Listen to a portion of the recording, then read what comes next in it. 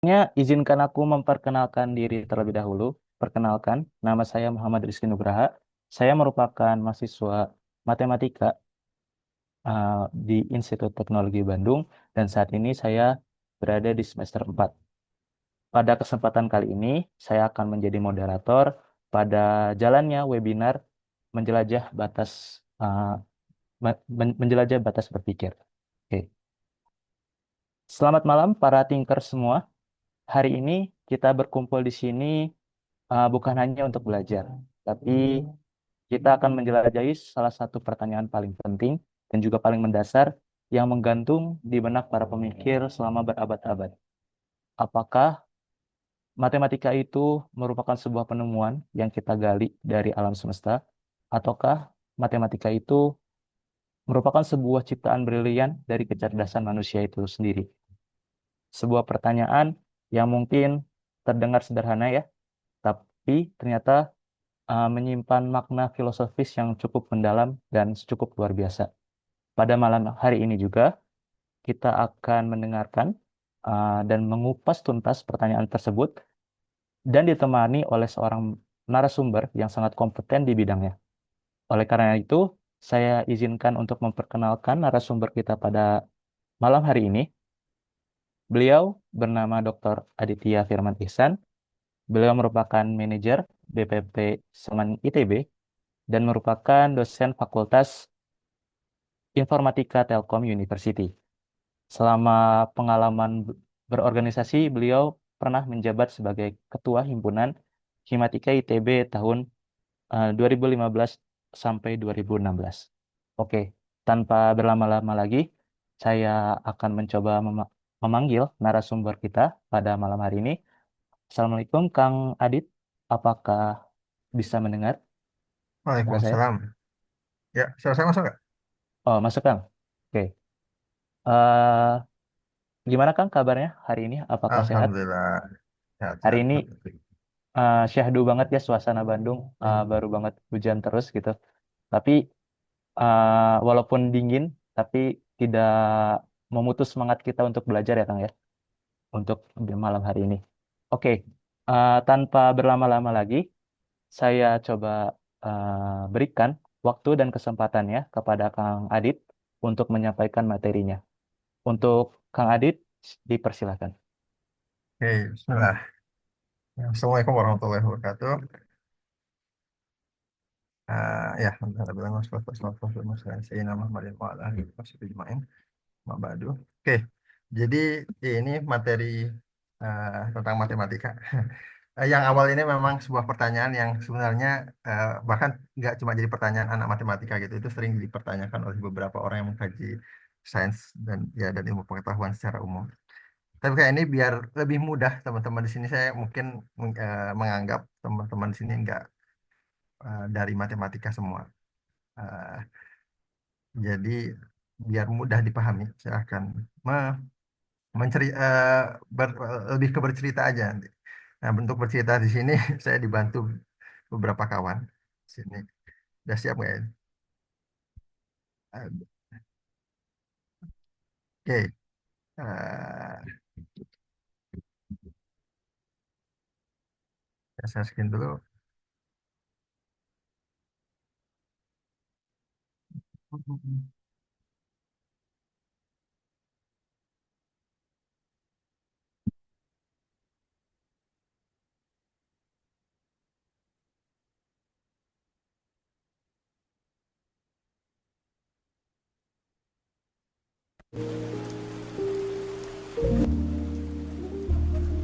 Oke, nanti mohon berkabar kalau suaranya ada sedikit aneh, suara kurang jelas atau tertutup terlalu banyak background. Jadi di sini akan ada sedikit cerita. Di sini izin ada Syauki. Syauki ada di sini. Halo, halo Kang Adit. Suaranya Oke, jelas? mangga ya. Siap.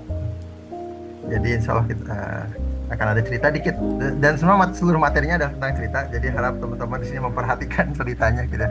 Jadi eh, nanti insya Allah di akhir ya saya akan merangkum seluruhnya dalam seperti apa dan nanti kita bisa diskusikan ceritanya. Oke, Bismillah.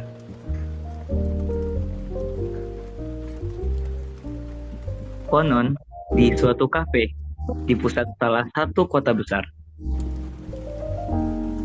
Emma, seorang mahasiswa magister fisika, tengah membaca buku di salah satu meja. Beberapa saat kemudian, sahabatnya, Matt, tiba menghampirinya. Hai Emma, udah lama nunggu. Oh, Mat. Kupikir siapa? Ya, lumayan lah, tapi nggak apa-apa. Aku sambil baca buku. Terus amat nih. Buka apa itu mah? Oh, enggak. Ini bukunya Penrose, The Road to Reality. Kamu belum tentu tertarik. Tapi ini dia bahas realitas matematika juga loh.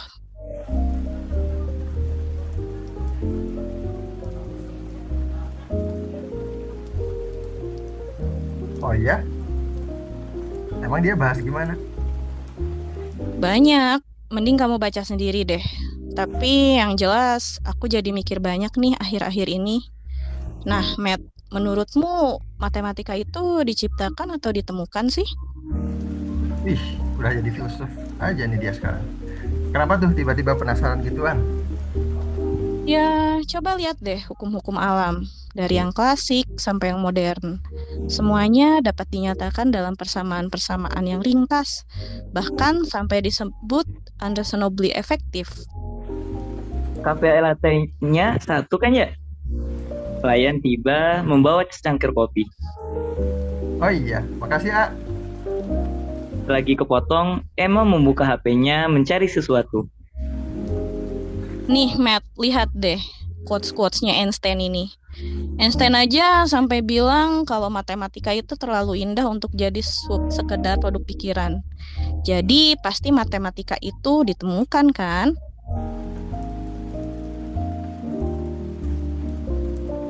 Matt menyeruput kopinya dengan tenang. Hmm, hmm, hmm. Oke. Terus. Kamu kok gitu sih? Hahaha. Ih, kamu serius amat sih. Ya, coba diminum dulu tuh kopinya, buru dingin. Eh, kok hujan ya?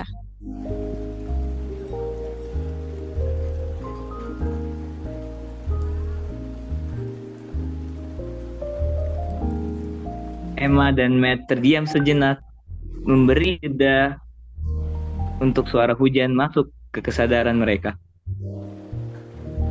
Hujan ternyata. Kamu mau kemana emang habis ini? Nggak ada sih, sampai malam juga nggak ada agenda. Kaget aja tiba-tiba hujan, padahal dari tadi cerah. Ya udah sih, aku juga lagi kosong. Sans.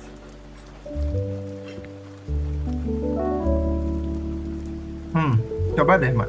Yang tadi. Contohnya gimana sih persamaan fisis yang elegan gitu? Nih ya, seperti hukum Newton, hukum ekuivalensi massa energi, medan gravitasi, prinsip ketidakpastian, entropi sistem, mekanika gelombang, hukum elektrodinamik. Yang aku tulisin ini semuanya kan bagus-bagus ya, dan masih banyak lagi, Matt. Masalahnya ya, semua persamaan ini bisa mendeskripsikan realita dengan akurasi sangat-sangat tinggi. Sampai-sampai level fisika teoritis sekarang bahkan sudah murni matematis. Sih. Ya, tapi kan jelas juga bahwa formulasi matematika itu dibangun dan didefinisikan oleh manusia sendiri. Matematika kan dirumuskan berdasarkan kebutuhan saja. Malah kayaknya kebanyakan fisikawan melihat matematika hanya cabang dari fisika kan ya? Benar sih. Bagi fisika mah matematika cuma ciptaan manusia untuk membantu perhitungan. Lihat saja Newton merumuskan kalkulus untuk menjelaskan gerak benda. Emma diam sesaat selagi menyeruput kopinya sendiri yang sudah mulai dingin. Fisikawan beberapa menganggap matematika hanya sekedar toolbox untuk sains. Nih lihat katanya Dirac sama Feynman sendiri. Matematika itu cuma tools atau cuma bahasa untuk membantu beberapa bidang sains. Tapi kalau menurut kamu sendiri sebagai matematikawan gimana, Matt? Ya, sebenarnya sama aja. Pada beda pendapat. Nih ya, jawabannya tuh tergantung semangat matematikawannya gimana. Hah? Maksudnya? Nih, kalau aku amati sendiri, matematikawan itu terbagi menjadi 3 golongan besar. Ada yang sukanya ngumpulin teka-teki. Jadi ini orang-orang Riddler. Mereka Hmm. nganggapnya yang penting matematika itu menyenangkan gitu. Ada juga orang-orang yang cuma ngeliat matematika sebagai alat untuk menyelesaikan banyak hal. Nah, ini berkembang nih di sains. Anggap saja kita sebut mereka solver. Ada juga yang ya udah melihat matematika tuh kayak semacam misteri aja gitu, yang perlu dieksplorasi dengan bebas. Nah, ini kita anggap saja mereka ini thinker. Masing-masing ini punya jawaban yang berbeda. Kamu bisa tebak jawaban deh kalau bagi para solver dan thinker. Tapi untuk Riddler, well ya jawabannya gimana orangnya. Sulit juga ya. Kalau kamu sendiri gimana, Matt? Kenapa bertanya pada aku? Well, itu perlu diperjelas juga. Apa sebenarnya yang dimaksud diciptakan atau ditemukan? Ya udah, langsung kita cari aja yuk. Nih, sambil aku bantu catat, mumpung aku lagi nganggur. Oke, mungkin di sini kita pakai bahasa Inggris saja ya, karena di Indonesia jadi ambigu antara diciptakan dan ditemukan. Kalau dia diciptakan atau invent, berarti dia create or design something that has not existed, berarti dia awalnya nggak ada. Kemudian kalau misalnya discover atau ditemukan, berarti sebenarnya sesuatu itu sudah ada, tapi kemudian ditemukan seseorang secara tidak sengaja. Sip. Nah, coba aku breakdown ya. Nih, kalau invensi sebelumnya belum ada tuh tadi, keberadaannya ditentukan oleh subjek. Terus terkait dengan keperluan tertentu, mungkin kalau kita lihat nih contohnya kayak teknologi kali ya. Kalau penemuan sudah ada nih, tapi ditemukan kan ya. Nah, keberadaannya jadinya nggak bergantung orang, objektif gitu. Esensinya juga ada sendiri. Nah, itu mungkin kamu belajar di sendiri tuh mah di fisika. Contohnya jelas sains. Repot juga ya. Loh, kenapa? Ini kan udah bagus. Tinggal tentuin matematika masuk kriteria yang mana. Nggak tinggal itu mah. Coba nih, baik-baik nih, contoh limit. Konsep limit, apalagi yang pakai definisi epsilon delta, itu tuh ciptaan loh. Dirumuskan khusus untuk memformalkan gerak instan. Di sisi lain, coba lihat teorema Pythagoras. Itu mah sejak bumi belum terbentuk juga segitiga ya kayak gitu. Ya juga. Terus gimana nih, Matt? Emang matematika itu sendiri apa? Kok bisa sampai dua-duanya benar gitu? Wah, malah ngajuin pertanyaan lebih sulit nih. Kamu, well, mendefinisikan matematika adalah hal yang nggak bisa punya jawaban tugas sih. Tapi mungkin untuk memberi gambaran bisa kita lihat topik-topiknya aja deh. Bentar ya. Nih, ini peta matematika. Banyak sekali yang kita pelajari di matematika tuh. Mulai dari fondasinya, matematika murni itu udah ada topologi, sistem dinamik, berbagai macam. Ada tentang sistem bilangan, bahkan ada juga sampai applied, di mana itu bisa dipakai di engineering, kimia, dan berbagai bidang lain. Matematika secara umum kita bisa bagi jadi 4 aja sih. Keempat-empatnya tuh ada di realita tuh. Pertama bilangan, kedua bentuk, ketiga perubahan, keempat struktur. Ini 4-4-nya sebenarnya dipelajari di matematika.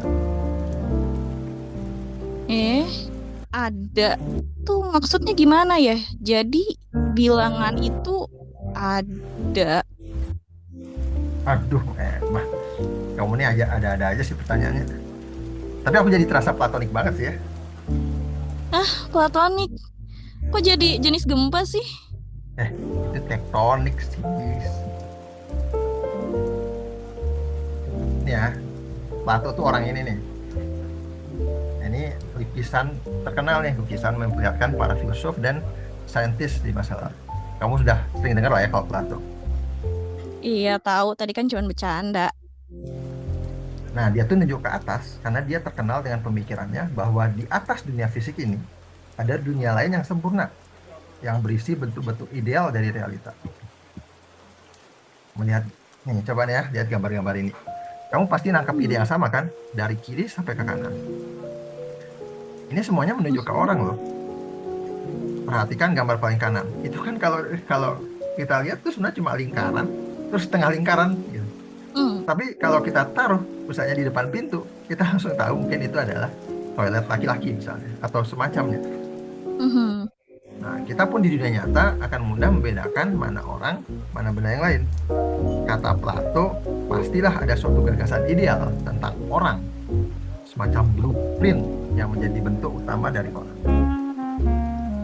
Bisa dibayangkan seperti wayang sih. Realita kita itu seperti apa yang ditonton, yakni bayangan wayangnya. Padahal, wah, di balik itu yang sesungguhnya kan ada bentuk yang ideal dan lebih nyata di balik layar dari wayang itu. Realitas hanya proyeksi atau bayangan dari dunia ide. Contohnya nih, kalau misal kita melihat objek-objek yang indah, gagasan ideal tentang keindahan itu sendiri sebenarnya sudah ada. Pikiran kita tuh kayak semacam ngedownload atau ngunduh dari konsep ideal itu. Jadi objek matematika tuh bisa dianggap gagasan ideal yang berdiri sendiri ya. Dan bisa dibayangkan ada dunia lain yang isinya objek matematis. Nah, betul. Bilangan, bentuk geometri, dan objek matematika lain itu tuh ada, tapi di dunia ide. Kayaknya aku pernah lihat penjelasan seperti ini, tapi di mana ya? Lupa, malah kepikiran yang lain. Matt, gimana kalau kita tahu bahwa objek-objek itu ada sendiri? Siapa tahu itu cuma ada di pikiran kita. Jadi nggak ada dunia platonik, adanya ya dunia pikiran.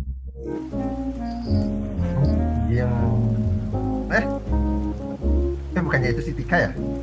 Sejak kapan dia di sini? Ya benar juga itu si Tika. Seorang perempuan duduk tak jauh dari mereka, tengah mengerjakan sesuatu di laptop di hadapannya. Tiba-tiba ia menyadari bahwa dua orang yang tengah melihat ke arahnya, mengenali siapa mereka. Perempuan itu tersenyum dan melambaikan tangan. Lagi serius amat ya? Aku nggak nyadar tuh dia di situ dari tadi. Apalagi aku, dia kan di belakang aku. Nih posisinya gimana mau lihat? Ya udahlah, lagi sibuk aja deh kayaknya.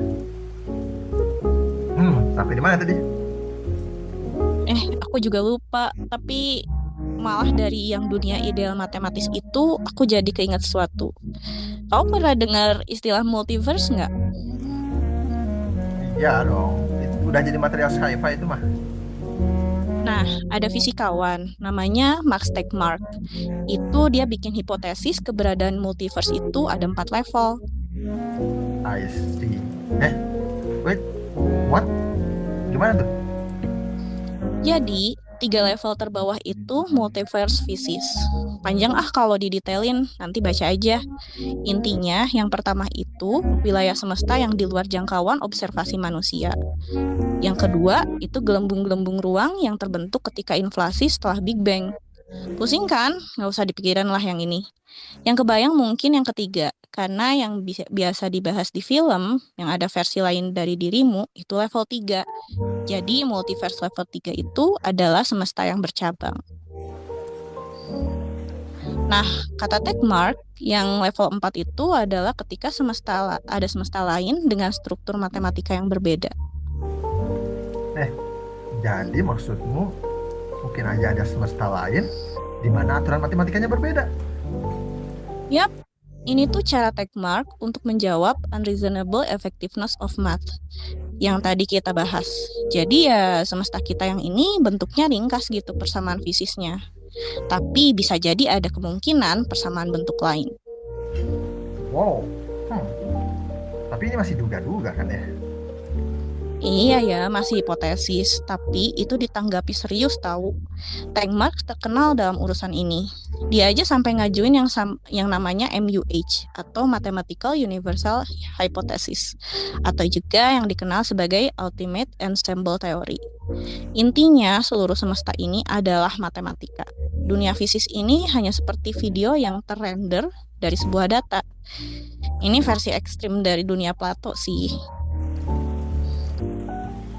Wah, main low ini. Aku yang mainan di matematika aja jarang denger ginian. Ini orang-orang fisika imajinasinya berlebih apa ya? Beneran jarang dibicarain di sana. Ya seperti yang aku bilang, Mak. Gimana Hypes? Pelukis ya senangnya melukis. Yang suka akurasi dan bikin segala macam teori terkait lukisannya itu kan justru orang lain. Itulah matematikawan. Yang ngerjain matematika menyenangkan, ya udah nggak usah dipikirin. Tapi aku jadi mikir, pertanyaan-pertanyaan gini kan kayaknya cuma kencang di fisika. Yang lain gimana ya? Iya juga ya. Coba deh, Mat, lihat di bidang lain. Emang matematika bisa efektif mendeskripsikan biologi, kimia, ekonomi, psikologi.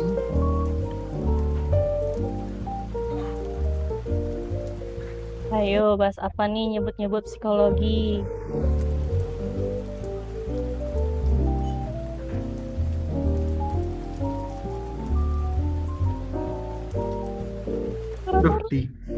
Duh, Tika. Ya tadi kehadiranmu nggak bisa dirasakan tiba-tiba di sana, tiba-tiba di sini. Iya nih, aku kaget. Ya maaf atuh, lagi berdua aja. Iya, lagi sibuk nggak? Gabung aja sini kalau mau. Oh ya boleh. Tadi lagi ngerjain sesuatu, sekarang udah kelar.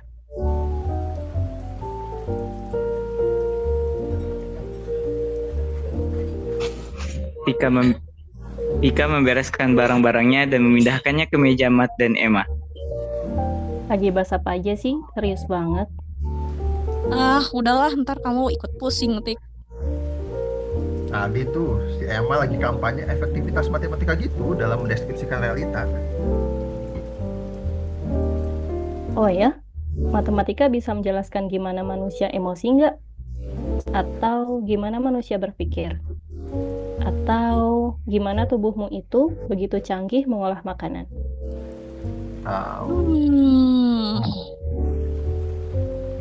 Aku jarang ketemu rumus matematika sih, jadi bisa dibilang efektif.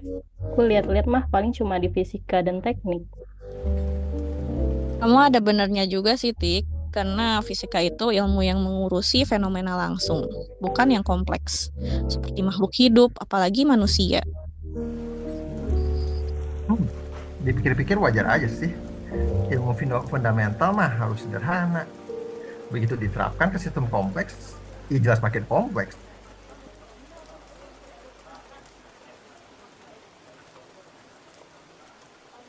Aku jadi inget tadi sempat terlupa apa sama Matt. Matematika kira-kira cuma ada di pikiran atau berdiri sendiri di suatu dunia lain sih? Kamu nanya sama aku. Well, matematika pernah diteliti dari perspektif psikologi sih. Bukan psikologi sih, ilmu kognitif, apa ya namanya? Ya, intinya ada orang namanya George Lakoff. Dia mengembangkan teori namanya metafora konseptual. Apa itu, Tik?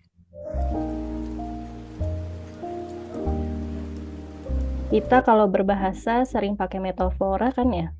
Nah, kata Lakoff, metafora itu berlaku umum. Tidak cuma pada kata-kata, tapi juga pada konsep-konsep. Dalam pikiran kita, pemahaman itu seperti terbagi-bagi dalam dominan-dominan konsep. Masing-masing domain terpetakan satu sama lainnya melalui metafora. Misal, bagaimana kita memahami konsep waktu? Yang kita lakukan adalah memetakan konsep itu ke domain lain yang lebih konkret, seperti aset.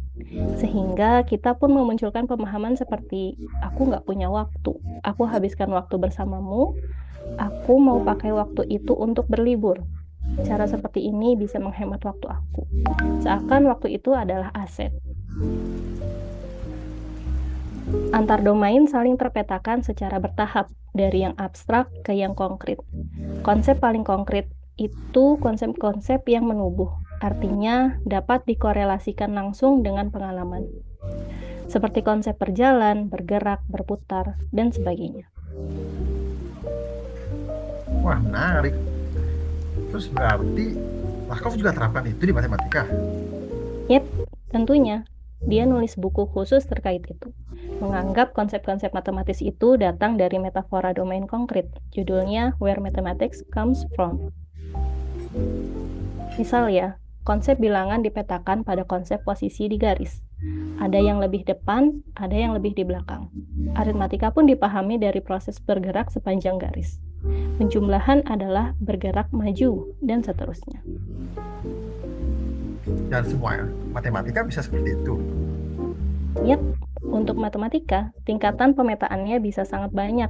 Jadinya konsep yang terbentuk bisa sangat abstrak.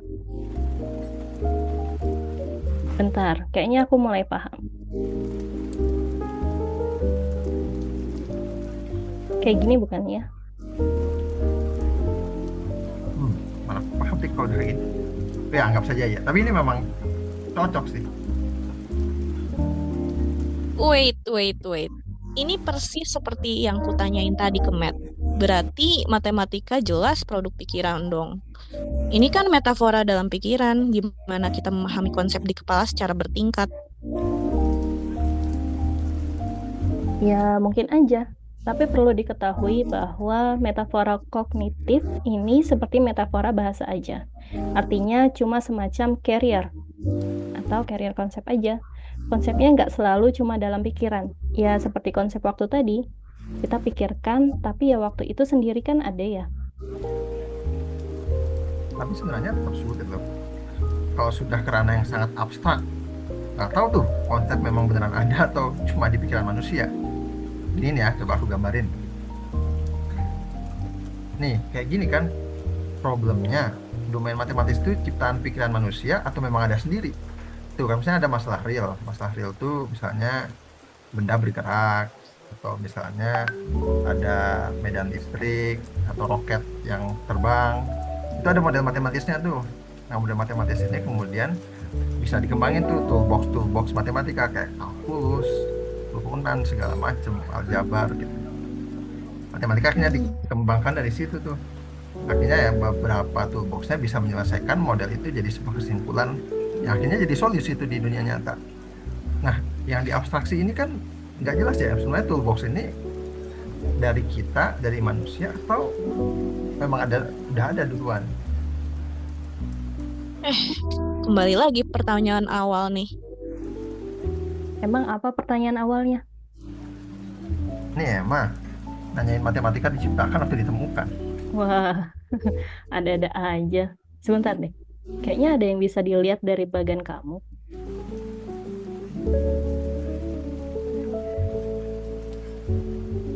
Tadi gambarmu itu terlalu aplikatif.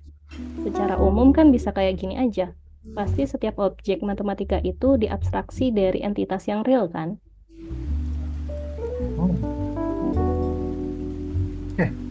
Kamu bukan enggak.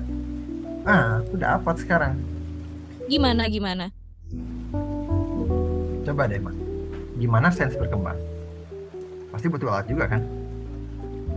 Iya, kayak mikroskop, teleskop, spektrometer, instrumen-instrumen lain kan?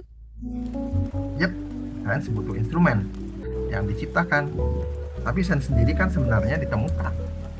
Alat-alat ciptaan manusia itu sendiri mendorong lebih banyak penemuan. Nih, sederhananya kayak gini nih. Invensi dan penemuan itu saling mempengaruhi. Invensi mendorong penemuan, penemuan mendorong invensi. Oh, oke. Terus? Di matematika tuh kayak gitu juga. Nah, yang bikin ambigu dan membingungkan, invensi dan penemuan di matematika itu barangnya sama. Sama-sama disebut matematika. Tapi kalau gini bedain matematika yang ciptaan sama yang temuan gimana dong? Coba deh, Ma. Emangnya yang bisa diciptakan dari matematika itu apanya? Kurikulumnya yang mematikan. eh em, mungkin aksioma. Iya, betul. Dan definisi tentu saja. Manusia bermatematika selalu dengan membangun objek dan konsep dasar melalui aksioma dan definisi. Baru dari situ dieksplorasi jadi teorema-teorema. Dalam aspek terapan, manusia juga membangun model-model. Ah, I see. Wait. Gimana? Contoh sederhana nih, Tik. Awal mula geometri berkembang. Manusia yang membangun konsep tentang jarak, panjang, luas, terus definisi-definisi dari bangun datar. Nah, konsep-konsep ini kemudian dieksplorasi tuh. Nah, muncul tuh teorema Pythagoras, misalnya. Dulu sih memang konsep yang dibangun nggak formal-formal amat. Sekarang lebih jelas gimana matematikawan bikin definisi yang ketat. Definisi dan aksioma ya sebenarnya juga nggak asal dirumuskannya. Tadi harus merujuk ke suatu domain konsep tertentu yang real. Kayak metafora tadi. Jadi kayak bahasa gitu ya, Mel. Bahasa kan sebenarnya diciptakan manusia, tapi dengannya kita bisa mengungkapkan banyak gagasan-gagasan. Yoi, ya matematika kan memang bahasa. Bedanya bahasanya ketat, patuh pada logika formal. Nah, sekarang jadi jelas. Keren ya. Jadi matematika semacam cara yang dikembangkan manusia untuk berkomunikasi dengan semesta. Kayak kita kalau memahami anak kecil gitu. Ih, kok anak kecil? Emang kamu pengalaman?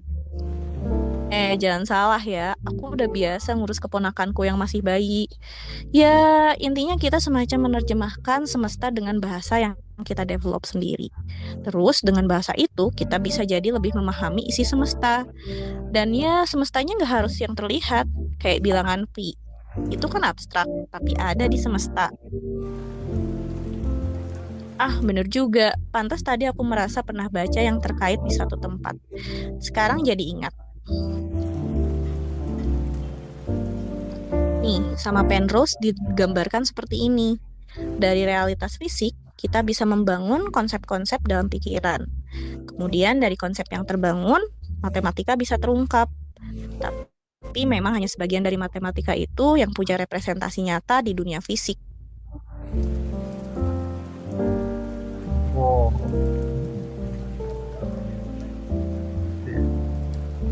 Iya, tapi masalah realitas sebenarnya gimana sebenarnya sulit juga sih dibuktikan. Tapi ini bagian yang bagus. Yang penting lebih jelas sekarang bahwa matematika itu self-develop. Balik lagi ke bagian yang ini, berarti manusia menciptakan konsep-konsep matematis yang kemudian darinya bisa memberi insight baru untuk pemahaman di matematika itu sendiri.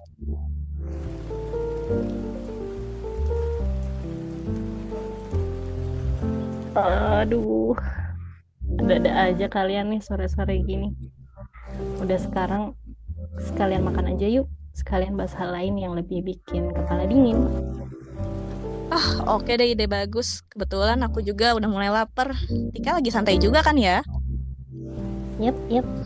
Net, ambilin menu dong. Hehe.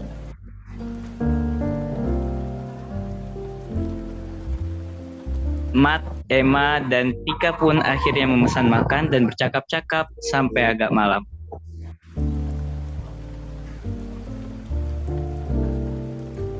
Dan ceritanya pun akhirnya tamat. Oke, ya terima kasih banyak Syauqi di sini berperan sebagai narator, dan ada Kirana berperan sebagai Tika, dan ada Iqfa berperan sebagai Emma. Ini adalah drama singkat ya. Oke, ya terima kasih semua juga udah memperhatikan. Jadi sebenarnya materinya itu, cuma memang tidak bungkus seperti itu. Cuma saya mungkin sedikit ngerangkum gitu ya. Bahwa sebenarnya intinya ada tadi sih. Jadi perdebatan antara matematika itu ditemukan atau diciptakan itu tuh nggak bisa langsung gitu. Maksudnya kalau saya langsung jelasin ke inti di sini itu nggak dapat sense. Sebenarnya kenapa sih harus didebatin gitu? kenapa sih harus didebatin? Karena itu tuh apa namanya, matematika itu tuh kayak kan sebenarnya penciptaan gitu, invensi itu tuh teknologi itu representasi teknologi, sedangkan penemuan itu representasi sains. Dan sama teknologi ini kan memang dari dulu saling saling support ya, saling mempengaruhi gitu. Sedangkan ketika ditanya, oh iya, sedangkan ketika ditarik ke matematika gitu, pertanyaan jadi aneh gitu. Sebenarnya matematika itu sendiri ya dengan keabstrakannya itu yang apa, dia tuh teknologi kayak teknologi alat gitu, atau ya memang suatu hal yang sudah ada gitu. Nah ini pengaruhnya kemana sih? Pengaruhnya kemana? Ini bahkan pengaruhnya nanti ke cara kita memandang alam, cara kita memandang seluruh dunia ini, dan kita bahkan itu bisa mempengaruhi juga gimana kita mengambil hikmah ya sebagai muslim. Uh, ada yang pernah menulis quote-nya sederhana sih, bahwa God is a mathematician gitu, bahwa Tuhan itu adalah matematikawan, bahwa sebenarnya yang diciptakan itu maksudnya konteks penciptaan itu aneh, bukan invensi tadi ya, creation ya, penciptaan semesta ini, itu yang diciptakan pertama kali itu apa, teori-teori matematikanya gitu. Yang kemudian bahkan ada yang jauh lagi menginterpretasikan itu makna pena gitu kan. Yang pertama diciptakan ada di alam ini kan pena, kolam. Ya apa yang diciptakan dari pena itu? Di pena itu menuliskan semua formulasi dan apapun yang bisa mengatur di semesta ini. Ya udah, kemudian jalan gitu. Ya tentu saja kemudian Allah tetap mengintervensi di tengah-tengah, tetap mengatur segalanya gitu, tetap bisa ya tadi mengintervensi ya, tetap menjaga, mengawasi, dan tapi kemudian bagaimana itu semua berjalan dari prinsip-prinsip matematis yang sudah ada di awal, seperti itu sih. Nah makanya jawaban yang paling menarik juga memang jawabannya Penrose, gimana kenapa ada mental world di situ menarik sih, kan teman-teman ya, ini kan saya mau berusaha masuk psikologi di sini ya. Jadi kan matematika kan dipikirin ya, sedangkan pikiran itu kan bisa ya dunia mental ya, dunia konsep itu sebenarnya dunia yang memang sudah ambigu juga gitu di situ, mana yang benar-benar fakta real kebenaran gitu, mana yang cuma merupakan suatu hal yang argumen dari manusia itu sendiri. Ya kayak seni, konsep-konsep seni, politik, ekonomi dan sebagainya itu kan konsep ciptaan jelas ya. Yang real dari situ pasti ada gitu. Nah mirip sih. Ini bisa diaplikasikan ke ilmu-ilmu lain. Tadi ya psikologi, ke pendidikan, ke sosiologi dan seterusnya. Karena pasti akan ada konstruksi gitu di pikiran.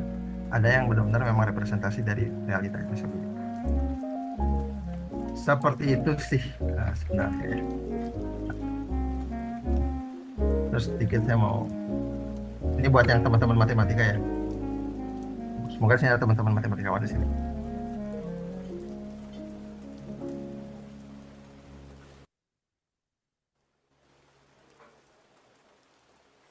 Oke,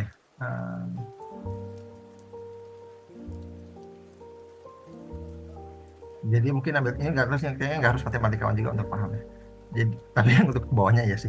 Ini jadi kalau yang matematikawan ya, buat yang kuliah matematika, ini paling ke atas ini atas ke bawah ini menunjukkan level orang belajar matematika itu SMP, SD, SD lah ya. Salah linear itu SMP, sistem salah linear itu di SMA, aljabar linear itu di S1, analisis matriks di S2. Ini bertingkat, dan ini semua abstraksi. Jadi orang di TK atau SD itu belajar matematika 1 tambah 1 2, 2 tambah 3 4. Kemudian diabstraksi tuh, ya udah daripada nambahin angka 2 tambah 2 4, gimana kalau 2 tambah X gitu. X-nya nggak tahu. Itu bersama linear. Kemudian gimana kalau yang kayak gitu tuh ada banyak. Misalnya X tambah Y sama dengan 2, 3X tambah 2Y sama dengan 5, maka berapa X dan Y? Itu sistem persamaan linear tuh, itu di SMA atau mungkin SMP. Kemudian diabstraksi lagi, kalau ada banyak, kemudian kita bisa bikin matriks dari situ. Ini buat yang kuliah matematika yang harus saya paham. Kemudian kita dari situ kemudian bisa melakukan analisis terhadap matriksnya. Ini masih aljabar linear berarti ya, yang kemudian melakukan namanya OBE dan seterusnya gitu. Baru kemudian terakhir analisis matriks itu melihat ya udah daripada ngelihat persamaan linearnya lagi, langsung yang dianalisis matriksnya. Matriks itu punya sifat apa aja. Nah itu yang kanan juga sama tuh, geometri, transformasi dan seterusnya. Ya. Dan saya nggak tahu sih teman-teman di sini berapa banyak matematikawan ya, tapi ya harusnya kebayang kalau yang matematika. Tuh, dan ini terakhir yang mau saya perjelas, yang tadi saya jelas adalah yang bukunya Lakoff, eh, yang ini tentang metafora kognitif. Jadi kita tuh kan mengabstraksi ya, maksudnya kayak begini, waktu itu kan konsep waktu ya, namanya juga waktu ya, konsep periode gitu. Tapi bayangin nih teman-teman lihat di 4 kalimat ini, aku tidak punya waktu. Punya itu kan konsep pemilikan ya, kok bisa kepemilikan itu disandingkan sama waktu. Punya waktu itu apa? Maksudnya waktunya kita miliki terus kita bisa bisa jual gitu, bisa beli. Jadi waktu ini disamakan, istilahnya dimetaforakan, dianalogikan seperti aset, seperti barang komoditas yang bisa kita punya. Kemudian aku habiskan waktu. Emang waktu bisa dihabiskan? Waktu bisa habis gitu, gitu. Tapi itu maksudnya itu karena waktu dimetaforakan seakan-akan aset. Seakan-akan itu suatu hal yang aku punya, tapi aku pakai untuk bersamamu gitu kan. Oh berarti itu suatu hal yang berharga kan? Aset. Aku mau pakai waktu itu, dipakai. Waktu gimana cara waktu itu dipakai? Nah, terus cara seperti ini bisa menghemat waktu loh. Menghemat itu kan udah sangat menunjukkan bahwa itu adalah representasi aset itu. Nah ini maksudnya metafora kognitif ya. Jadi kita tuh di dalam pikiran kita selalu melakukan metafora gitu, melakukan metafora. Jadi antar domain, jadi kayak semacam tangga gitu. Jadi domain satu diletakkan ke domain lain. Mungkin contoh lagi misalnya uh, merenggang nyawa. Beberapa banyak sih istilah-istilah di bahasa kita tuh yang kita sebenarnya selalu kaitin dengan hal lain gitu. Uh, Sebenarnya adalah sebagai bentuk metafora. Nah, di matematika kemudian metafora itu diterapkan. Jadi semua konsep abstrak di matematika itu sebenarnya metafora dari keseharian kita juga gitu. Nah, dan sebanyak sekali konsep-konsep lain, nggak cuma matematika sebenarnya, di psikologi, di sosiologi, di ekonomi itu tuh pakai metafora. Pakai metafora. Uh, Mungkin contohnya kayak uh, apa yang paling gampang tuh ya, uh, ya mungkin misalnya uh, mencari kerja gitu. Mencari kerja itu kan konsep kerja itu dimetaforakan sebagai suatu hal yang uh, awalnya nggak ada tapi kemudian bisa dicari gitu. Mencari kerja, punya pekerjaan, punya tuh bayangin punya terus cari gitu. Kemudian kerja kok ini penyandingnya nih yang menunjukkan metaforanya. Kemudian misalnya dipekerjakan, ya tapi itu kata istilahnya ya gitulah, seperti itu. Yang kemudian sebagai contoh lain lah dari metafora kognitif ini bagus banget sebenarnya konsepnya. Jadi makanya dalam hal itu sebenarnya dalam pikiran kita tuh seperti ada semacam metafora bertingkat. Nah semakin abstrak semakin gak jelas, semakin kayak jauh dari realita. Tapi pada akhirnya kalau ditelusuri itu ada metaforanya, ada ada ada ada, ada alurnya yang mencapai ke situ. Seperti itu. Oke, mungkin setelah ini kita diskusi aja. Maka kalau teman-teman tadi dari ceritanya ada yang belum jelas gitu kan, atau memang ada yang masih pengen ditanyakan gitu dari sini. Saya kembalikan ke moderator mungkin.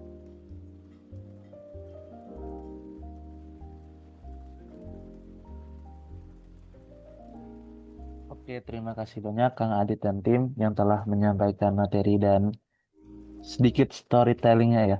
Oke, mungkin aku mau tanya jawab dulu nih sama para thinker. Mungkin boleh dong di rating dari 1 sampai 10. Tadi materinya seberapa bagus? Boleh diramein di kolom chatnya. Oke, 10. Wah, keren banget berarti ini ya. Dari Trendy 10, Fadila 10, Alfia 10. Wah, berarti materinya seru nih Kang Adit yang disampaikan tadi gitu. Oke, mungkin uh, ada beberapa dari teman-teman para tinker semua yang masih ingin bertanya atau ingin berdiskusi lebih tepatnya ya sama Kang Adit, boleh dipersilakan untuk teman-teman semua, silakan menggunakan fitur ininya ya, fitur raise hand-nya supaya saya bisa tahu siapa yang ingin bertanya. Oke, mungkin bisa dipersilakan dimulai dari sekarang kalau mau ada pertanyaan ataupun diskusi.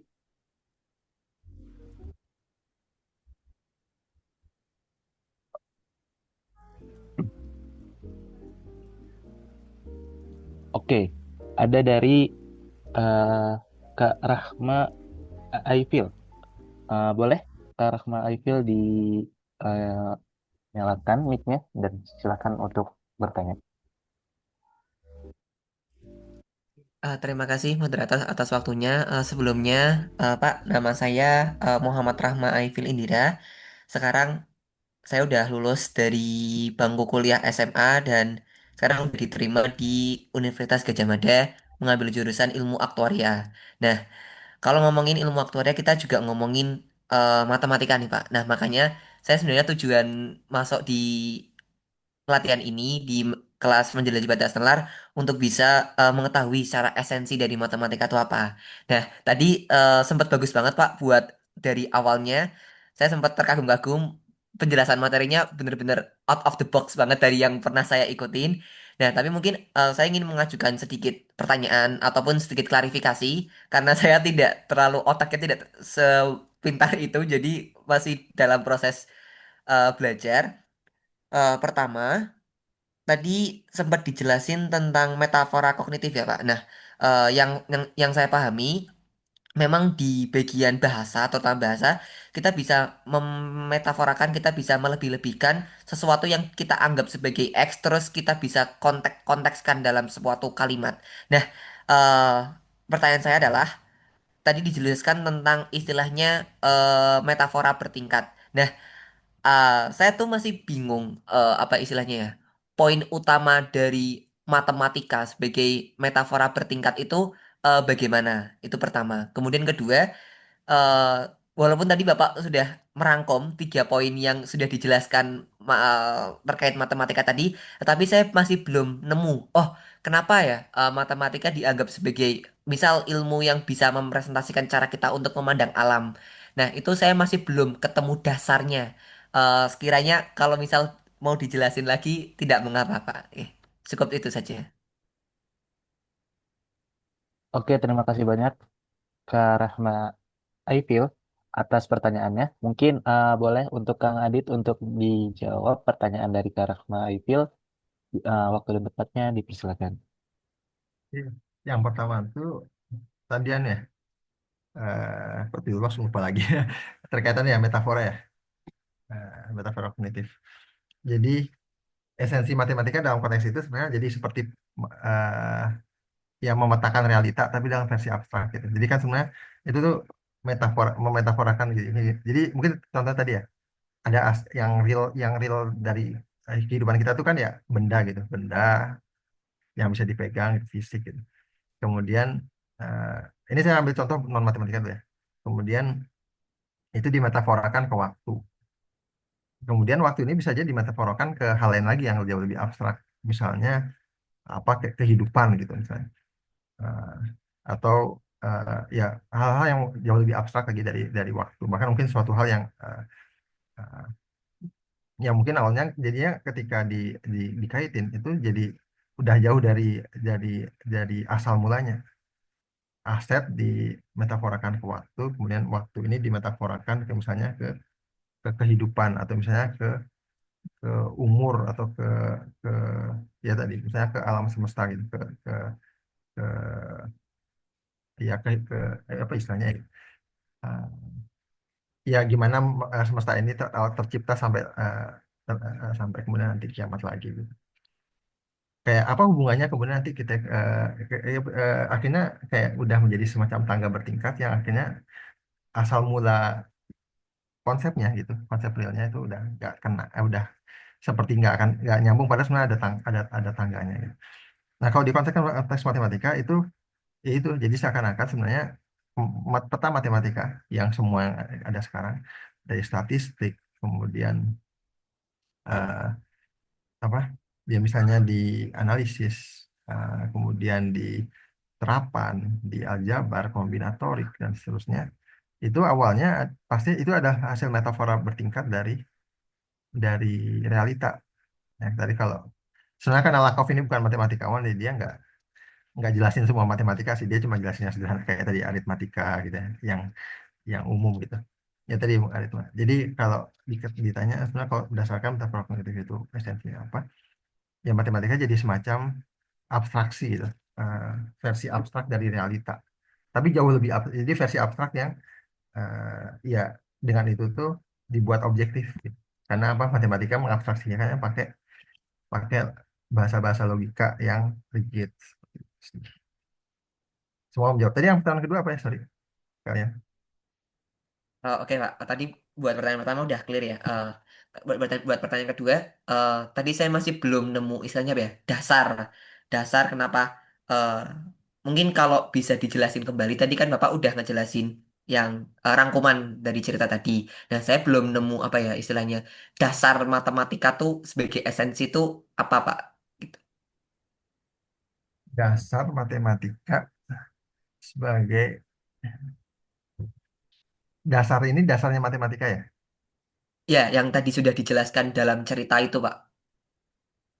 Sebentar ini cerita yang bagian mana? Sudah mungkin saya biar konteksnya dapat. Oke, maksud Yang saya tuh tadi kan kita lebih ngomongin apa ya? Ini saya jadi agak bingung juga enggak. tadi jelasin apa.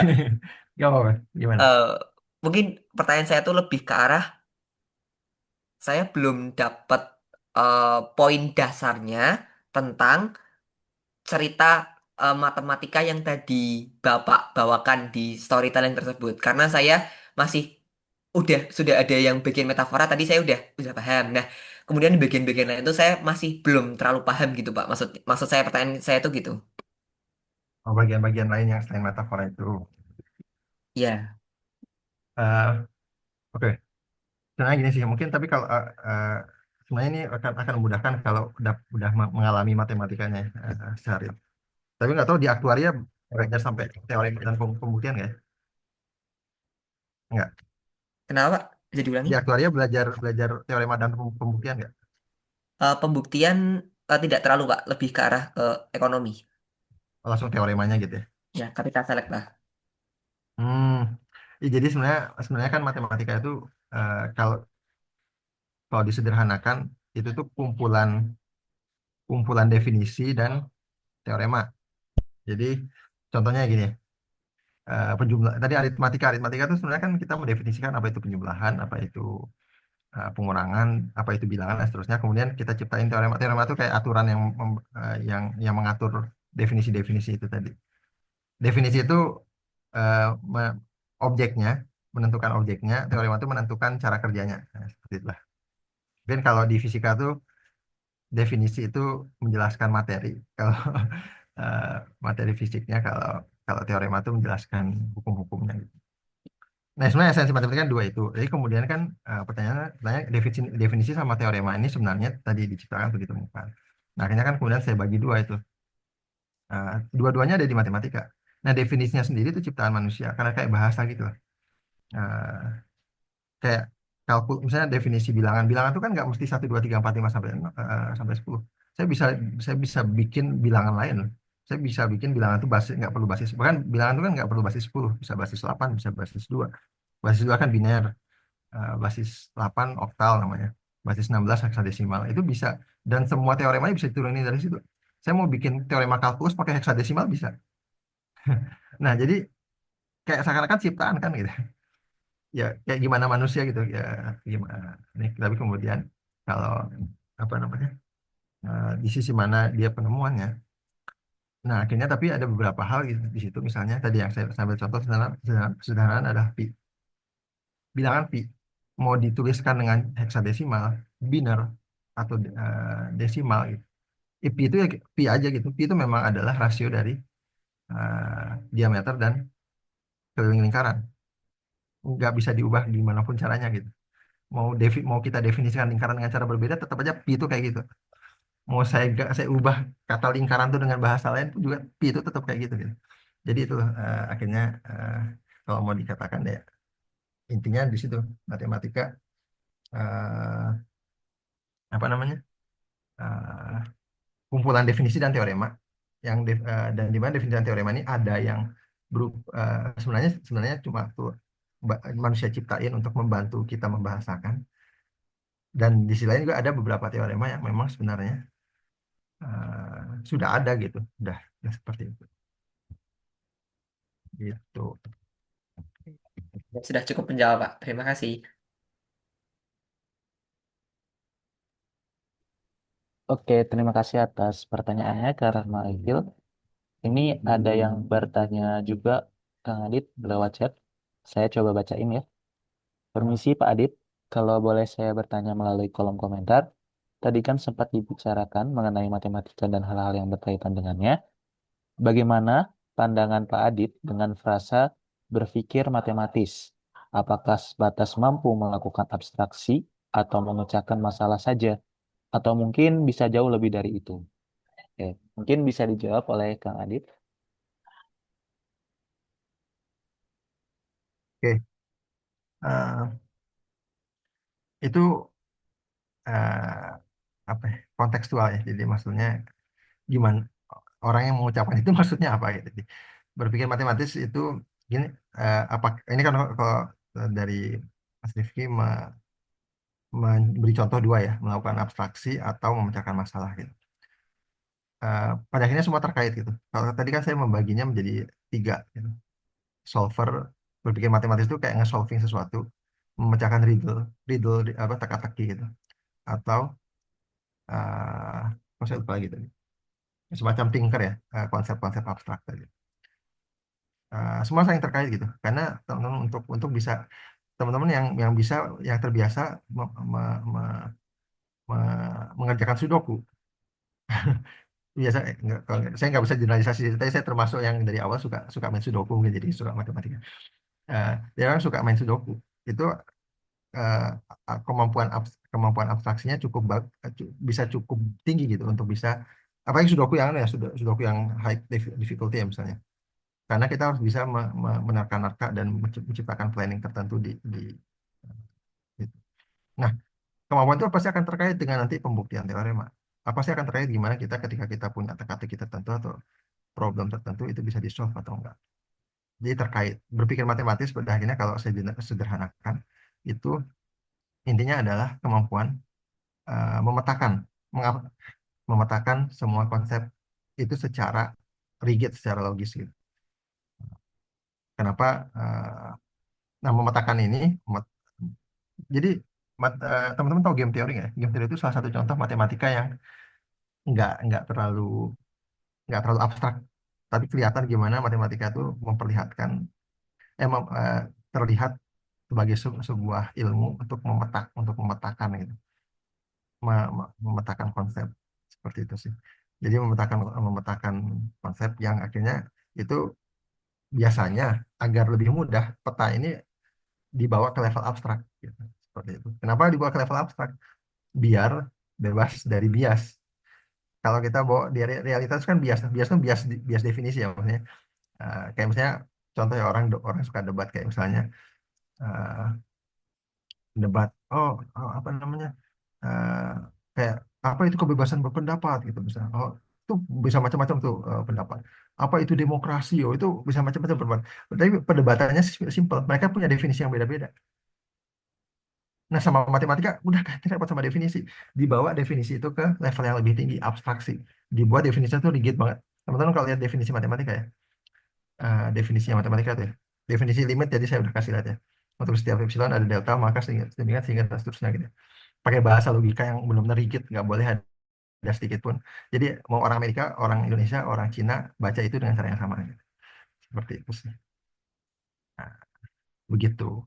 Mungkin sederhananya. Semoga menjawab.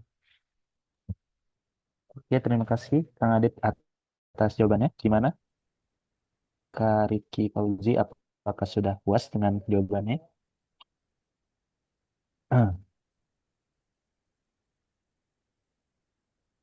Oke, ini ada pertanyaan lanjutan dari.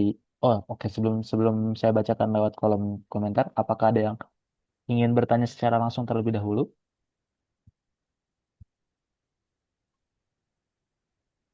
Biar lebih enak kita diskusinya gitu maksud.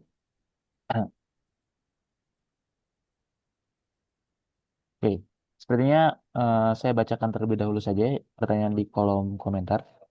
Apakah matematika adalah kebenaran yang mutlak? Jika tidak, bagaimana cara menentangnya dan mendebatkannya? Oke, pertanyaan menarik nih Kang Adit. Hmm. Kayaknya saya simpan jawabannya untuk di pertemuan kedua ya. Pertemuan kedua tentang persis kok. Pertemuan kedua tuh membahas tentang apakah rasionalitas itu mutlak atau enggak. Oke, oke Nah, baik. Berarti untuk teman-teman semua jangan lupa untuk hadir ya di sesi kedua gitu dari series belajar bareng. Oke, apakah ada pertanyaan lain teman-teman semuanya?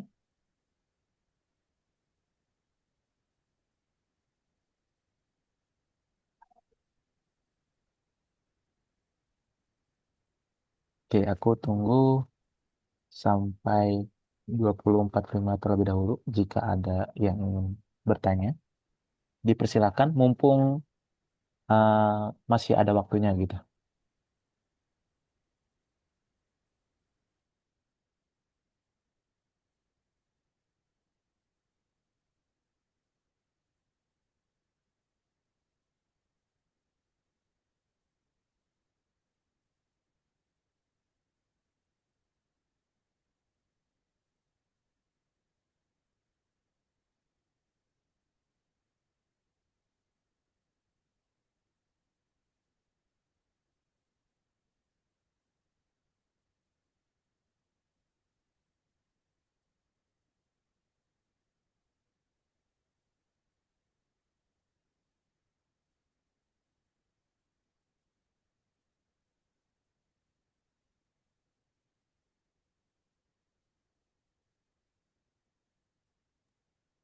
Oke, eh, oke, ini pertanyaan teknis sepertinya. Apakah boleh dikirimkan PPT-nya Kak untuk dipelajari kembali?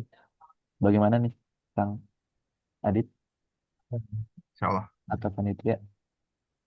Cuma Oke, itu ya kayak baca cerita aja sih baca PPT-nya. Baca iya sih. cerpen, itu cerpen itu. Oke, mungkin pengen dibaca ulang sepertinya ya, Kang Adit ya. Ah, oke. Sepertinya tidak ada pertanyaan lagi kah atau gimana? Oke. Sembari menunggu mungkin ada yang ingin bertanya lebih lanjut, saya coba kirimkan terlebih dahulu link presensinya untuk teman-teman semua. Jangan lupa untuk mengisi terlebih dahulu link presensinya sembari menunggu siapa tahu ada yang ingin bertanya kembali gitu.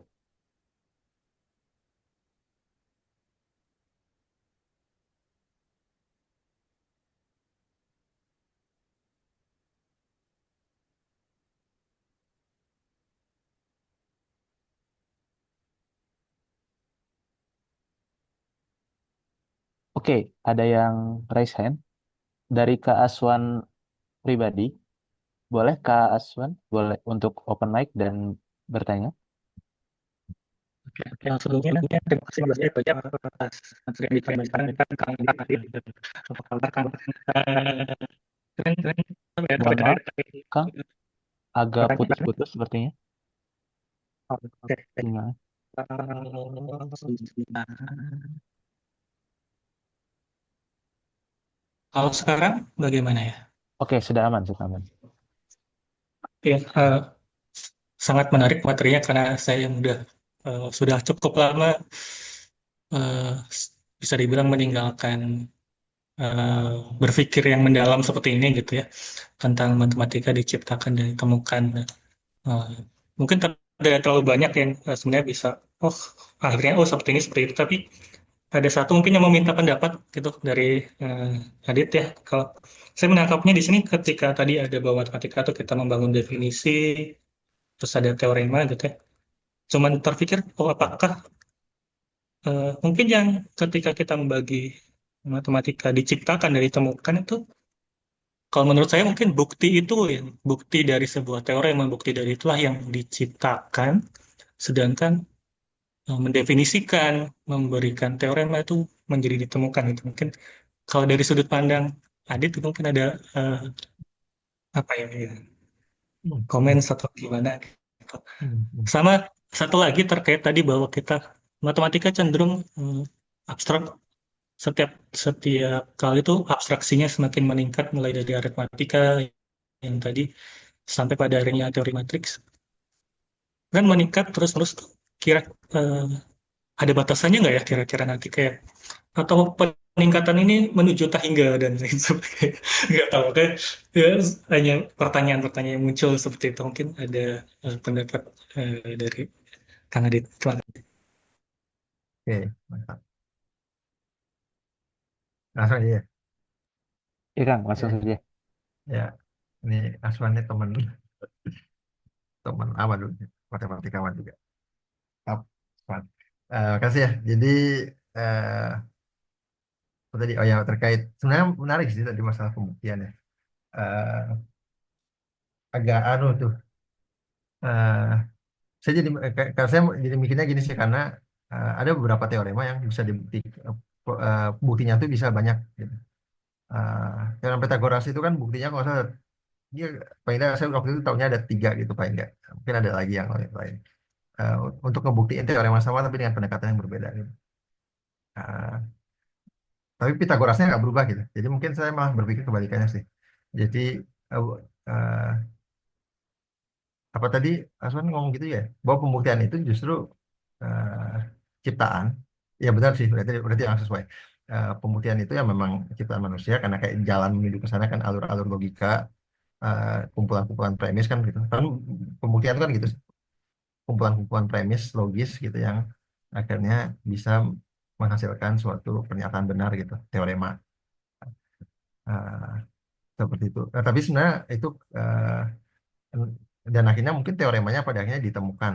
Tapi mungkin ketika starting pointnya sih yang definisinya yang saya agak ragu. Definisi ini soalnya kita bisa buatnya macam-macam gitu. Karena definisi ini bisa jadi juga eh, ciptaan. Tapi mungkin anu sih mungkin gini ya triknya definisi ini. Kita nggak bisa bilang itu ciptaan secara sepenuhnya. Tapi contoh kayak mungkin gini ya, benda yang didefinisikan itu temuan gitu, benda yang sudah ada. Tapi kemudian kita definisikan. Gitu. Contoh eh, ya kucing itu kan mau kita definisikan sebagai makhluk berkaki empat atau makhluk berbulu gitu atau gimana atau bisa disebut sebagai cat bisa disebut sebagai kucing itu kan definisi ya bahasa gitu tapi merujuk ke benda yang sama ke objek yang sama. Nah mungkin matematika juga gitu sih. Eh, objeknya kita jelas ada dan menunjuk hal yang sama kayak misalnya ya udah bilangan gitu ya. Bilangan atau himpunan. Ah, ya objek-objek matematika kan gitu supaya ya bilangan, himpunan, ya terus mungkin kalau lebih besar lagi grup, ah, operasi dan seterusnya gitu. Eh, ya itu objeknya udah ada, tapi cara kita mendefinisikan bisa ya mungkin sorry ini mungkin buat teman-teman matematikawan eh, definisikan tuh kumpulan aksioma kan. Ingat gimana mendefinisikan ruang vektor ada dari 10 aksioma kan. Ruang vektor itu adalah suatu himpunan dan suatu operasi yang memenuhi 10 aksioma. Ah, nggak cuma himpunan sama operasi sih, himpunan operasi dan suatu lapangan. Cuma ya itu sederhananya gitu ya. Nah, aksioma-aksioma ini kan yang mendefinisikan ruang vektor ini. Sorry buat teman-teman yang non matematika ini cuma saya biar. Eh, tapi dipikir-pikir itu kan cuma kayak cara manusia aja untuk menyederhanakan untuk mengeneralisasi konsep vektor gitu. Nah, dan karena konsep vektor ini kemudian bisa digeneralisasi lebih jauh lagi gitu ke modul. Dari modul kemudian ke aljabar. Iya, sorry ini kalau yang belum dapat mata kuliahnya ya. Kayak gitu ya. Tapi sorry ini sebelum sebelum sebelum kemana-mana ya intinya gitu lah. Nyambung ke pertanyaan kedua. Dan kedua itu terkait abstraksinya sejauh mana. Eh, mungkin nggak tahu sih bagi saya kayaknya ada tetap limitnya. Eh, karena dan matematika modern sekarang udah kayaknya udah hampir mencapai itu. Eh, mungkin ya Aswan mungkin tahu sendiri ya.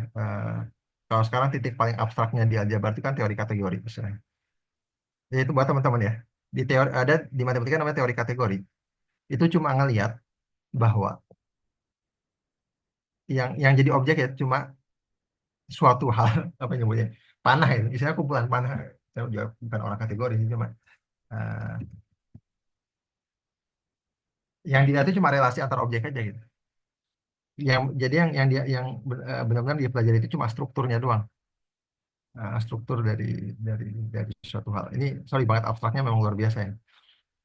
Tapi dipikir-pikir saya ngeliat jauh dari itu ada cabang matematika di fondasi. Itu yang jauh lebih ekstrim lagi gitu. Yang di abstraksi itu bahasa coba. Jadi ada kalau teman-teman saya kasih nanti buku buku teori himpunan.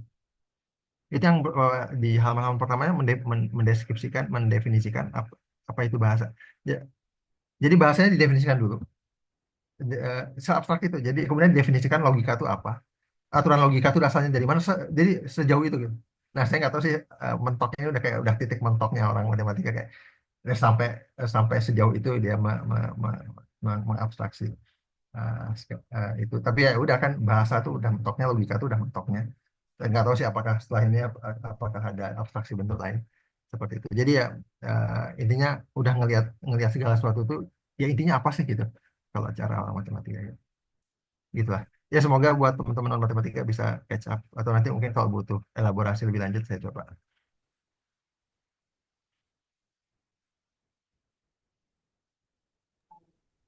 Apakah Kak Aswan sudah puas dengan jawabannya? Puas, puas, sangat puas. Thank you banget, Adit.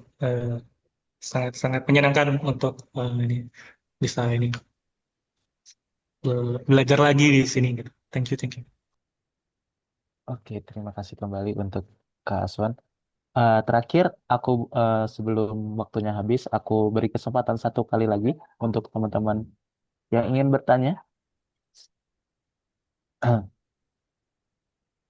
Oke, ada follow up question di kolom komentar, Kang Adit. Kalau emang matematika kita anggap sebagai penjabaran fenomena abstrak, apa manfaatnya dan seharusnya gimana kita belajar matematika dalam ilmu lain? Oke, ini pertanyaan semua anak matematika yang merasa terjebak.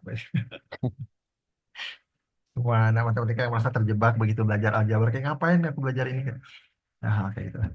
Eh apa manfaatnya ini sekarang nggak gini mungkin jujur-jujurannya aja manfaatnya untuk saat ini ya memang untuk exercise pikiran untuk exercise pikiran jadi tergantung ya tergantung sekali lagi mungkin tergantung aja untuk beberapa hal itu exercise pikiran teman-teman di matematika belajar teorema pembuktian oke nggak usah mungkin saya generalisasi general aja biar mungkin teman-teman di sini yang non matematika bisa mengikuti di SMA anggap belajar di SMA itu kan belajar kalkulus limit segala macam gitu yang IPA. Mungkin di SMP lah belajar SPL dan sebagainya. Tapi kalau SMP kayaknya beberapa ilmunya tuh memang masih ya masih konkret gitu. Konkret tuh ya memang kepake. Ya, SMA tuh mungkin yang sudah agak belajar logaritma kayak buat apa gitu. Logaritma tuh nggak kepake sampai sekarang. Eh, tapi first thing-nya tuh ada itu exercise pikiran gitu. Exercise pikiran biar kita tuh terbiasa berlogika tadi, memetakan sesuatu secara abstrak. Eh, karena teman-teman nanti kalau eh, kerasa kalau teman-teman kalau misalnya ngerjain riddle tertentu ya, itu tadi main sudoku atau mungkin mecahin teka-teki tertentu atau main-main game-game yang pokoknya sifatnya mikir. Itu bagi orang matematika tuh memetakannya tuh simple. Ada caranya, emang gak ada cara sih, tereksersis pikiran tuh. Nah, itu manfaat pertama gitu, manfaat umum. Manfaat keduanya jelas untuk beberapa beberapa ilmu matematika yang jelas aplikatif gitu. Teman-teman bisa belajar sistem persamaan diferensial gitu. Nah, ya kepake atau kalkulus lah kalkulus limit limit limit turunan integral gitu. Di SMA semua pada pelajari. Itu kepake, tapi siapa yang make itu gitu banyak itu. Yang karena yang make berarti pada akhirnya mereka yang di bidangnya secara khusus seperti itu gitu. Nggak benar-benar sehari-hari banget gitu. Nah, jadi niatnya pada akhirnya gimana hype orangnya sih.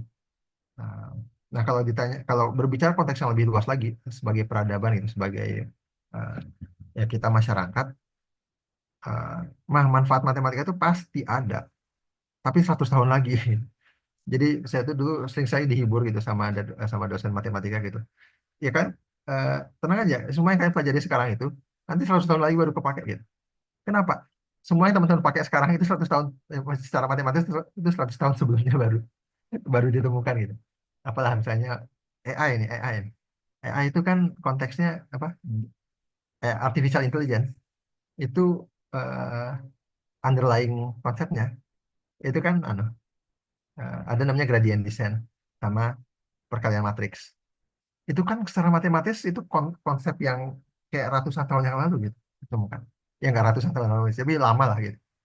Tapi bayangin coba orang-orang zaman dahulu kayak coba orang-orang zaman dahulu tuh mikir kayak ngapain aku ngurusin matriks, ngapain aku ngembangin kalkulus, ngapain aku ngembangin cara menghitung. Eh, Beberapa matematikawan ya memang ya udahlah nikmati aja gitu. Nah, pada akhirnya kepake, pada pasti akan kepake kok, pasti akan kepake. Terus kalau yang ketiga, eh, manfaatnya jelas hikmah gitu, hikmah. Karena istilah ini harapannya memang dari sini eh, kita belajar gitu bahwa eh, ya dalam hal tertentu di matematika itu sebenarnya banyak yang bisa kita pelajari, bisa kita ambil hikmahnya gitu untuk sehari-hari. Nah, seperti apa mungkin nanti detailnya di belakang. Mungkin itu Pak ya kali ya, overall gitu ya. Tapi memang harus sih ada beberapa matematikawan yang memang beberapa teori matematika yang memang berkembang karena diperlukan gitu. Contoh mungkin eh, operation research, eh, teori simplex. Sorry, ini saya mau pakai bahasa yang lebih sederhana. Riset operasi ya, riset operasi. Apa ya namanya namanya? Pokoknya intinya optimisasi, optimisasi linear. Itu tuh dulu benar-benar berkembang di Perang Dunia Kedua loh itu. Itu benar-benar langsung dipakai. Jadi itu benar-benar berkembang gara-gara kebutuhan itu ada kok. Matematika yang berkembang karena kebutuhan itu ada. Nah, itu contohnya riset operasi itu waktu Perang Dunia Kedua. Kalkulus itu dikembangin Newton. Itu murni cuma gara-gara Newton pengen memformulasikan gravitasi dan hukum-hukum geraknya. Hukum-hukum geraknya itu kan itu, yang hukum satu Newton, benda akan terus bergerak atau diam kalau nggak ada gaya. Hukum kedua F sama dengan ma, hukum ketiga aksi sama reaksi. Matematikanya kayak gimana? Berkembang kalkulus dari situ. Seperti itu sih. Gitu. Ya semoga menjawab. Oke, terima kasih Kang Adit atas jawabannya. Mungkin sepertinya kita sudah di akhir penghujung acara. Jadi saya ingatkan ulang kepada teman-teman semua, jangan lupa untuk mengisi link presensi eh, di kolom chat yang sudah dikirimkan. Mungkin boleh di-up lagi teman-teman atau kakak-kakak panitia sekalian.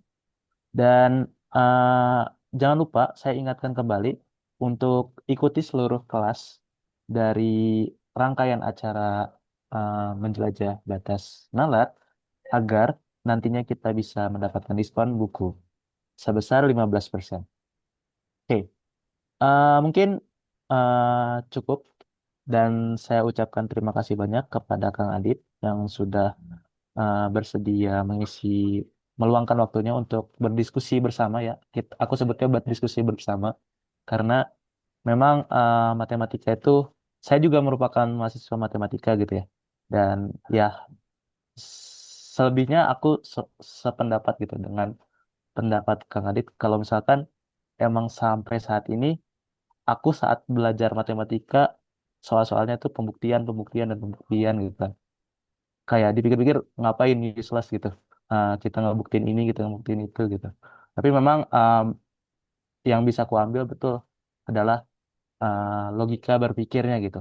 Bagaimana saya bisa merunutkan uh, secara sistematis gitu. Gimana kalau kita ingin membuktikan sesuatu dari tahapan awal sampai tujuan yang ingin kita inginkan gitu. Oke, mungkin cukup untuk materi hari ini dan saatnya sekarang masuk ke sesi dokumentasi. Kepada para tinker semua, jangan lupa untuk menyalakan kameranya karena kita akan uh, berdokumen berfoto ya, berfoto bersama untuk mengabadikan momen kita. Oke, dipersilakan buat para tinker semua untuk menyalakan kameranya.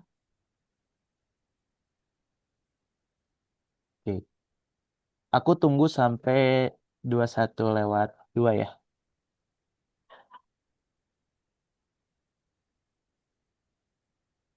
Lebih untuk teman-teman mungkin ada yang perlu siap-siap dulu, rapihin kerudung atau pakai kerudung gitu, atau yang laki-laki mau ngaca dulu, basuh-basuh pakai air atau gimana. Aku tunggu sampai 21:02. Untuk yang operator dokumentasi dari siapa ini? Dari Katika ya? Ya, dari aku. Oke, berarti komando dari kakak atau gimana kak? Ya, Oke, oke, udah 21:02 mungkin boleh langsung saja kak. oke. Untuk slide pertama, 3, 2, 1. Tahan sebentar. Untuk slide kedua, 3, 2, 1. Oke, masih. Oke, terima kasih buat para tinker semua dan juga Kang Adit yang sudah meramaikan sesi diskusi hari ini ya. Walaupun hujan kita sama-sama belajar dan mendapatkan ilmu, sharing-sharing ilmu baru gitu.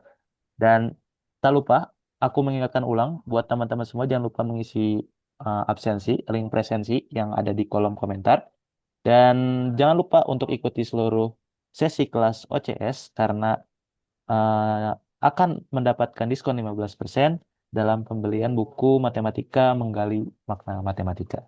Mungkin cukup sekian untuk pemaparan materi hari ini. Saya Rizky selaku moderator pamit undur diri. Terima kasih semuanya. Wassalamualaikum warahmatullahi wabarakatuh. Waalaikumsalam. Waalaikumsalam warahmatullahi wabarakatuh.